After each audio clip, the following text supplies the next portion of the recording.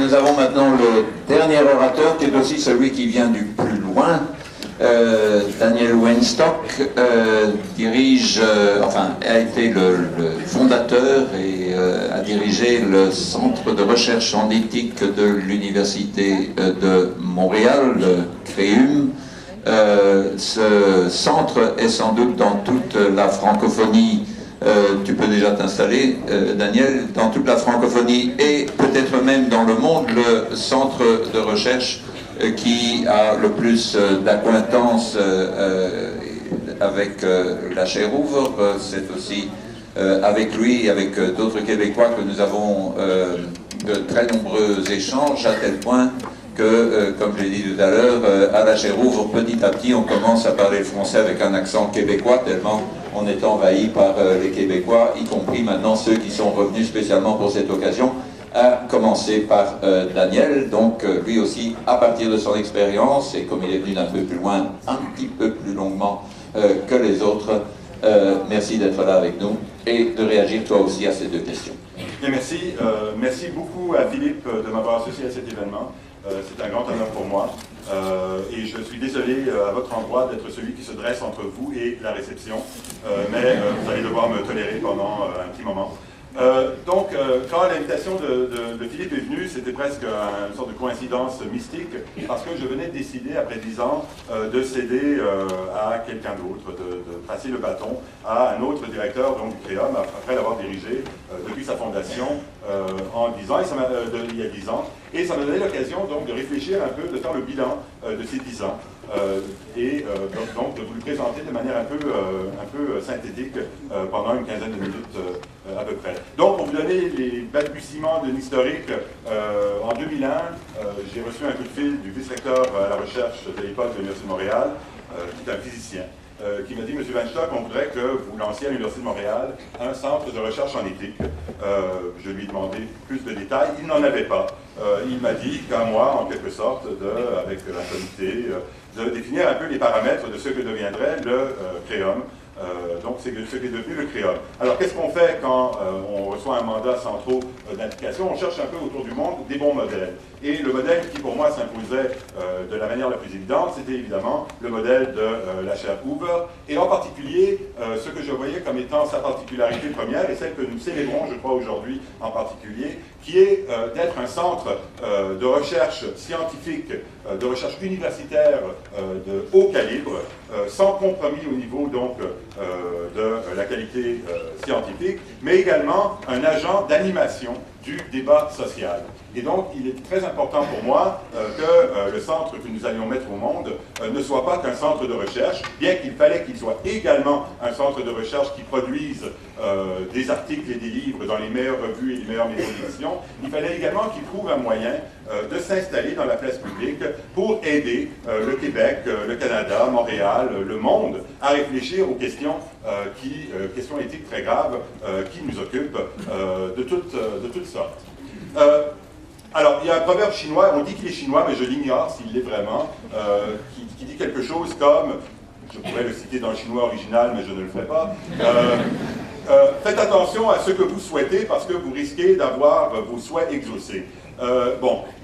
Pour des raisons que les sociologues et les historiens expliqueront peut-être mieux que moi, le Québec semblait, à l'époque où le CREUM a été créé, était en soif d'orientation éthique et le téléphone a commencé à sonner et n'a pas dérougi et continue à sonner, même ça fait 3-4 mois que je ne suis plus directeur du CREUM, mais il semblerait que le monde ne soit pas encore au courant de cette nouvelle, parce que je continue à recevoir des courriels, des téléphones me demandant de me joindre à telle commission, me demandant mon avis sur telle chose. Quand j'ai vérifié mes courriels et mes téléphones de ce matin, on m'invitait, heureusement je ne pouvais pas y aller puisque je suis avec vous aujourd'hui, à intervenir dans une émission débat sur la question de la banque de sperme, des banques de sperme. Je ne sais pas exactement quel aspect des banques de sperme il voulait qu'on discute, mais il voulait que j'y sois. Et une revue populaire qui me demandait de réfléchir avec une de leurs journalistes à la question du rôle des pères.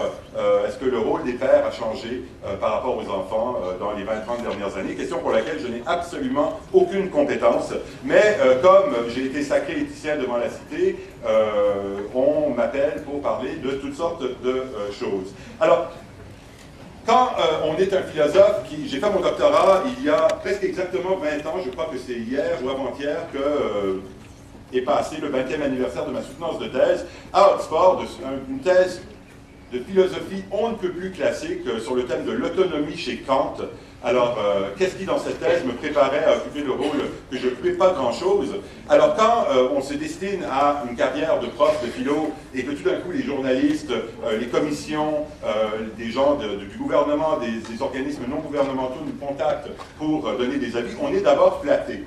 Et on a envie de répondre oui à tout, premièrement parce qu'on a envie de rendre service, mais également parce qu'on se dit, ma foi, qui aurait pu croire qu'on voudrait de moi, qui aurait pu croire qu'on voudrait d'un centre universitaire en éthique avec beaucoup de philosophes, etc., pour parler de choses aussi terre à terre que, par exemple, des banques de sperme. Et donc, la première réaction est de dire oui à peu près à tout. Et vient un moment où ce moment est arrivé pour moi à peu près une semaine avant ma démission donc comme directeur, peut-être un peu trop tard me direz-vous, où on se dit est-ce que tout cela a été utile? Est-ce que toutes ces manières d'intervenir en tant qu'éthicien dans la cité ont été aussi utiles les unes que les autres? J'ai commencé à y réfléchir peut-être un peu plus tôt qu'une semaine avant ma démission, n'ayez crainte. Et est-ce qu'à un moment donné, on ne s'est pas livré ou on ne s'est pas adonné à la tâche de ce que j'appellerais l'éthique décorative? Qu'est-ce que j'entends par l'éthique décorative? Ben, le terme, je l'espère, est assez éloquent. C'est le moment où une décision a été prise par un ministère, par un organisme, par une corporation, et qu'on décide qu'on voudrait quand même qu'il y ait un peu de discussion éthique après que la discussion a été prise. Dans les mots de quelqu'un dont je ne citerai pas le nom, mais avec qui j'avais affaire dans un des ministères du gouvernement, vous comprenez, au Québec, on aime beaucoup consulter et décider, mais pas nécessairement dans cet ordre. Donc, la question que je me suis posée, que je me pose actuellement après 10 ans en tant que directeur, et que je crois que nous devons tous nous poser en tant que présent, futur éthicien, c'est comment pouvons-nous être véritablement utiles? Comment pouvons-nous faire, ne serait-ce que de manière infinitésimale, changer les choses pour le mieux? Et il me semble, je vais être extrêmement schématique, qu'il y a 3 facteurs qui me semblent particulièrement importants pour que nos interventions soient porteuses d'autre chose qu'un moment de discussion agréable avec des gens oubliés quelques minutes plus tard. Ces 3 facteurs qui sont interreliés en fait et que je présente dans un ordre qui n'est pas d'une rigueur logique implacable, c'est d'abord le temps. Hein, c'est d'abord le temps. Les questions pour lesquelles nous sommes interpellés à agir en tant qu'éthiciens, bon, très souvent, on nous appelle pour nous demander ce que l'on pense de choses où la réponse éthique est absolument claire. Je me rappelle d'un journaliste qui m'avait appelé un jour pour me demander ce que je pensais d'un médecin qui avait été accusé et trouvé coupable de pédophilie au Québec. Je lui ai répondu que c'était mal. N'ayant pas eu à réfléchir trop longuement donc, à cela. Mais quand nous sommes interpellés sérieusement pour réfléchir à de l'éthique, ce sont des questions complexes, ce sont des questions où des gens de bonne foi peuvent être en désaccord. Et pour démêler ne serait-ce que les enjeux, avant même de pouvoir commencer à y réfléchir, cela prend du temps. Et les différents types d'instances, les différents types de moments dans lesquels nous sommes en tant qu'éthiciens interpellés ne nous permettent pas toujours de prendre le temps qu'il faut pour, ne serait-ce que, avant même de décider, démêler tous les enjeux qui se présentent dans une situation moralement complexe, plus complexe que ne l'était celle du médecin pédophile susmentionné. Premièrement. Deuxièmement, donc le facteur du temps et ce deuxième facteur vont de pair, il me semble que lorsqu'une institution, lorsqu'une entité demande l'avis d'un éthicien, il est d'autant plus probable que son avis sera véritablement pris en compte, c'est-à-dire qu'il infléchira le fonctionnement de cette institution si le rôle de l'éthicien est intégré au fonctionnement de l'institution plutôt que extérieur au fonctionnement de l'institution, et j'expliquerai ce que je voudrais dire dans un instant.